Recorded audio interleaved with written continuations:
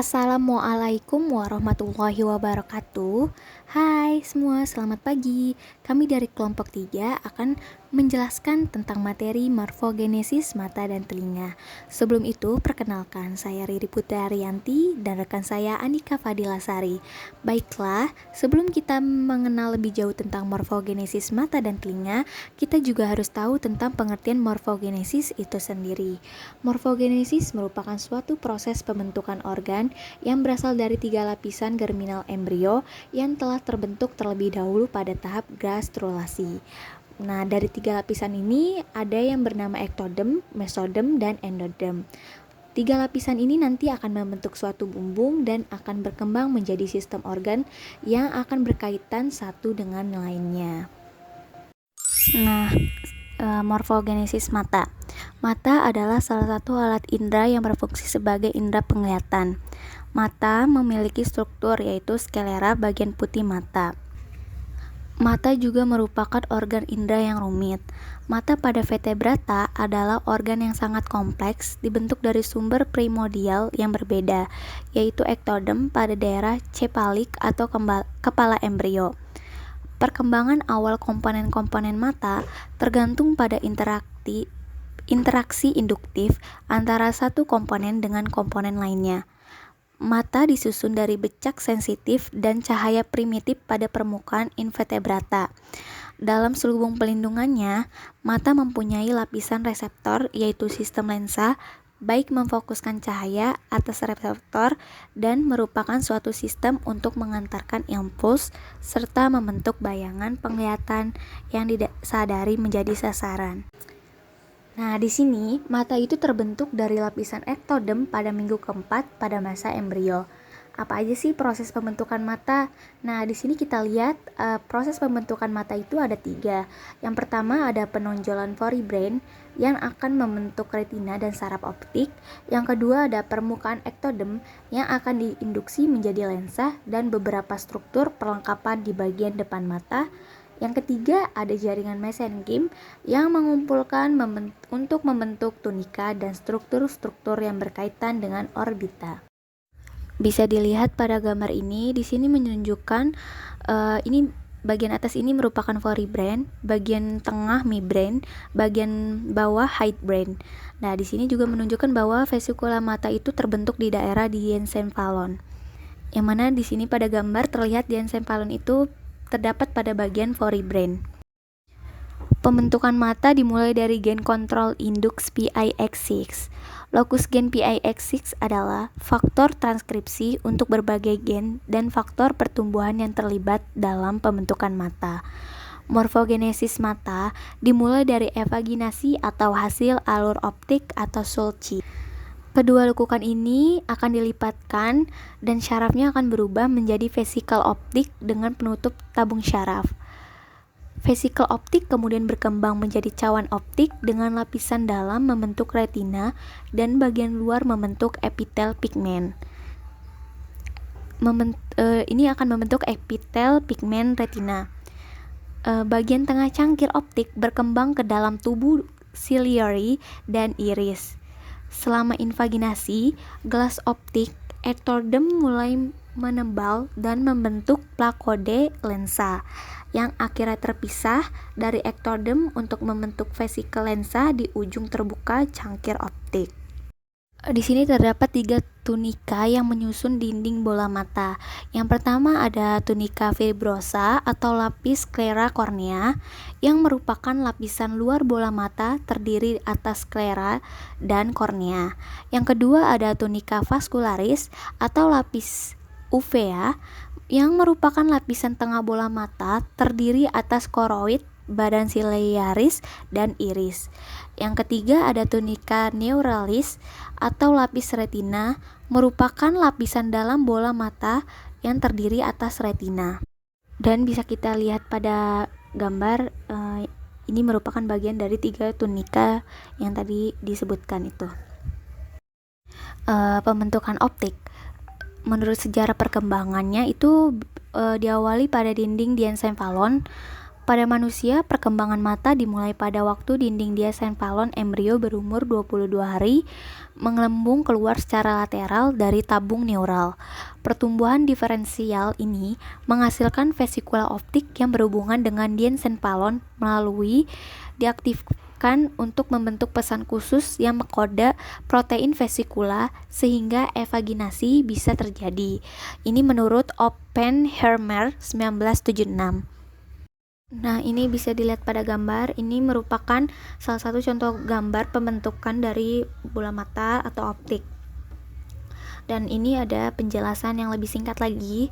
Pada gambar A di sini, ini merupakan daerah otak depan bagian posterior, yang kemudian dia akan melakukan penonjolan lateral yang membentuk vesikula optik. Gambar B ini, vesikula optik akan menginduksi ektodem membentuk plakoda lensa. Yang ketiga, gambar C ini, plakoda lensa akan berinvaginasi, lalu dia akan menginduksi vesikula optik dan berubah menjadi cawan optik. Dan coba kita perhatikan gambar ini. Pada gambar ini menunjukkan bahwa hubungan cawan optik dan otak akan menyempit dan akan membentuk tangkai optik. Nah, lapisan dari cawan optik itu akan berdiferensiasi menjadi apa nih? Yang pertama, lapisan luar itu bakal menjadi lapisan berpigmen dan dia bakal menjadi retina berpigmen. Yang kedua, lapisan dalam ini lapisannya akan berubah menjadi lapisan sensoris retina. Nah, bakal lensa di sini akan berinvaginasi, membentuk gelembung dan melepaskan diri dari ektodem. Terakhir, lensa di sini akan menginduksi ektodem dan membentuk kornea mata. Nah, pada gambar ini retina akan berkembang menjadi lapisan yang disusun atas beberapa tipe sel saraf yang berbeda, yaitu sel-sel yang peka terhadap cahaya dan warna, badan-badan sel dari akson saraf optik, dan neuron-neuron bipolar yang mentransmisikan stimulus elektrik dari sel-sel sensorik ke badan sel saraf optik. Nah, bisa kita lihat pada gambar yang selanjutnya ini merupakan skema dari organisasi retina neural pada fetus manusia umur 25 minggu menurut Gilbert 1985. Nah, materi selanjutnya ada diferensiasi lensa. Bisa kita lihat pada gambar ini merupakan diferensiasi lensa. Di sini ada keterangannya, sel-sel lensa pada sisi dekat retina menjadi panjang, berbentuk serabut yang menghasilkan kristalin.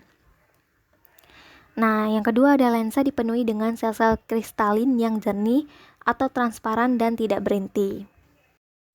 Nah, jadi pada saat diferensiasi lensa ini terdapat 4 zona. Yang pertama ada zona yang sedang membelah, yang kedua ada zona daerah ekuatorial dan pempanjangan seluler, dan yang ketiga ada zona posterior, dan terakhir ada zona pusat dari sel-sel serabut yang mengandung kristalin. Selanjutnya ada pembentukan kornea. Yang pertama ada cawan optik menginduksi pembentukan lensa. Yang kedua ada lensa menginduksi ektodem di atasnya menjadi epitel selindris sekresi. Yang ketiga ada granula-granula yang dihasilkan epitel akan terinduksi untuk mensekresikan stroma primer yang mengandung kolagen. Yang keempat ada sel-sel endotelium masuk dan mensekresikan asam hyaluronat yang menyebabkan stroma mengembung, dan ini akan membuat sel-sel mesenkim masuk. Yang kelima ada sekret dari sel-sel mesenkim menyebabkan stroma menyusut. Di bawah pengaruh tiroksin, stroma akhirnya menjadi kornea. Nah, selanjutnya kita juga harus tahu faktor-faktor apa yang dapat mempengaruhi morfogenesis mata. Yang pertama ada kurangnya respon epidermis di kepala yang mampu merespon sinyal dari vesikula optik. Ini karena baik vesikula optik maupun epidermis kepala itu sangat diperlukan untuk perkembangan mata.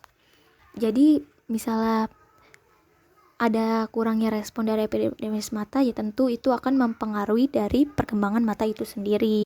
Yang kedua ada ekspresi SHH yang berlebihan akan menyebabkan hilangnya struktur mata. Yang ketiga ada ketika SH dihambat selama pengembangan, domain ekspresi PEX6 diperluas dan mata gagal untuk memisahkan sehingga menyebabkan ciklopedia. Ciklopedia ini merupakan cacat lahir yang membuat bayi memiliki satu mata di area yang biasanya ditempati oleh akar hidup. Satu mata adalah hasil dari soket orbital yang tidak terbentuk dengan benar di dalam rahim.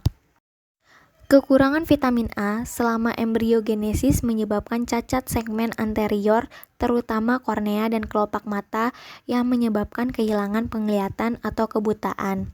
Karena vitamin A itu terdapat asam retinoat yang memainkan peran penting dalam perkembangan mata. Selanjutnya materi mengenai morfogenesis telinga. Telinga adalah indera pendengaran. Pendengaran merupakan indera mekanoreseptor karena memberikan respon terhadap getaran mekanik gelombang suara yang terdapat di udara. Telinga menerima gelombang suaranya yang frekuensinya berbeda. Kemudian, menghantarkannya informasi pendengaran ke susunan saraf pusat.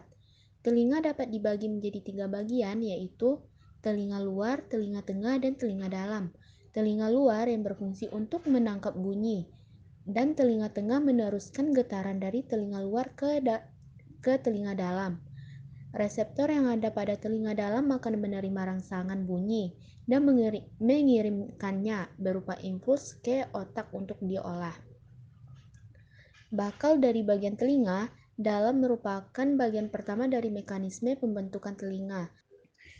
Selanjutnya materi mengenai telinga dalam. Telinga dalam merupakan bagian telinga yang berperan dalam mengubah gelombang suara dari telinga tengah menjadi informasi dan rangsangan saraf. Telinga dalam terdapat dua pembentukan, yaitu pembentukan membran labirin dan pembentukan tulang labirin. Telinga dalam lebih dulu terbentuk sebelum bagian auditori, di mana epitel bersilia dari vesikel auditori telah dipisahkan dari permukaan ektoderm. Di sana berkembang sebuah tubular perpanjangan dari vesikel yang dikenal dengan saluran endoimpatik. Vesikel auditori memperluar bagian lateral saluran endompatik bisa diidentifikasi sebagai primordium dari bagian vestibular. Susunan membran labirin dan bentuk ventral yang lebih langsing dikenal sebagai primordium cochlea. Pada telinga tengah dibentuk dari kantong paring yang pertama memperpanjang lateral sehingga lapisan endoderm membentuk kontak dengan ektoderm untuk membentuk primordial dari ruang telinga tengah atau rongga timpani, tapi bagian proksimal menyempit membentuk saluran eustasius. Telinga tengah yang dibatasi dan dimulai dari membran timpani atau gendan telinga, yang di dalamnya terdapat rongga kecil berisi udara yang terdiri atas tulang-tulang pendengaran yang terdiri atas malleus atau martil, incus atau landasan, dan stapes atau sangurdi. Pada bagian telinga tengah ini juga terdapat saluran eustasius yang menghubungkan telinga bagian tengah dengan faring antara telinga bagian oval atau fenestra ovalis dan tingkap bulat atau fenestra rotunda pada telinga bagian luar. Telinga luar terbentuk oleh pertumbuhan jaringan mesenkim yang akan membentuk daun telinga. Telinga bagian luar terdiri atas daun telinga dan saluran telinga. Rangka daun telinga ini terdiri dari tulang rawan elastis yang berfungsi untuk mengumpulkan getaran suara menuju saluran telinga luar. External acoustic meatus terbentuk dari perkembangan first pharyngeal growth bagian dorsal. Pada awal bulan ketiga terjadi proliferasi sel-sel epitel di bawah meatus yang nantinya akan membentuk sumbat meatus. Lalu pada bulan ketujuh sumbat meluruh dan lapisan epitel di lantai meatus berkembang menjadi gendang telinga definitif, di mana gendang telinga itu dibentuk dari lapisan epitel ektoderm di dasar akuistis meatus. Lapisan epitel endoderm di timpani cavity dan lapisan intermediat jaringan ikat yang membentuk stratum fibrosum. Sedangkan auricula terbentuk dari hasil proliferasi mesenkim di ujung dorsal first dan secondary pharyngeal arch yang mengelilingi first pharyngeal group dan membentuk auricular hillock yang berjumlah 3 di masing-masing sisi eksternal akustis meatus, dan kemudian auricular hillock akan bersatu lalu membentuk auricular definitif. Pada awalnya, telinga luar berada di region leher bawah. Setelah terbentuk mandibular, telinga luar naik ke samping kepala setinggi dengan mata. Adapun bagian-bagian dari telinga luar yaitu fungsi gendang telinga atau membran timpani, yaitu memberikan bantuan berupa proses mendengar, yakni proses menghantarkan getaran gelombang suara saat getaran gelombang suara masuk telinga dan juga menyentuh gendang telinga. Maka akan terjadi sebuah getaran pada gendang telinga. Getaran tersebut akan berlanjut menuju telinga bagian tengah dan kemudian ke telinga bagian dalam. Meatus acusticus eksternal. Liang telinga dilapisi oleh kulit berambut halus dan dilengkapi dengan kelenjar keringat untuk menjaga agar benda asing tidak masuk lebih dalam. Adapun fungsinya adalah untuk menangkap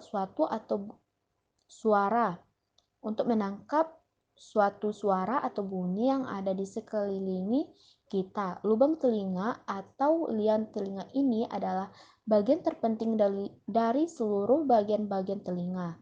Di lubang telinga ini akan menghasilkan kelenjar yang kemudian menjadi kotoran yang menumpuk di dalam telinga. Oleh sebab itu, kita harus secara rutin membersihkan kotoran-kotoran ini. Pembentukan daun telinga atau telinga luar.